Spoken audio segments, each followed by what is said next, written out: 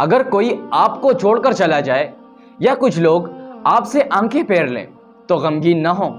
کیونکہ ممکن ہے یہ آپ کی اس دعا کا نتیجہ ہو جو آپ نے کسی رات اللہ سے مانگی ہو کہ یا اللہ، ہر وہ شر سے جو تو نے میرے لیے لکھ رکھا ہے مجھے اس سے دور کر دے۔ بعض لوگوں کی موجودگی ہمارے لیے ہماری زندگی میں شر کا سبب ہوتا ہے، ہمیں ان سے کوئی بھی نقصان پہنچ سکتا ہے، جسمانی، روحانی یا ایمانی، اور یہ لوگ بعض اوقات ہمارے دل کے بہت قریب ہوتے ہیں، اور جب وہ ہمیں چھوڑ کر جاتے ہیں یا کسی وجہ سے ہم سے منہ موڑ لیتے ہیں تو ہمیں بہت صدمہ پہنچتا ہے، کیونکہ ہمیں ان سے یہ امید نہیں ہوتی۔ ہم اداس ہو جاتے ہیں، ہمارا دل ٹوٹ جاتا ہے۔ اس مقام پر ہمیں اللہ کی ہم سے محبت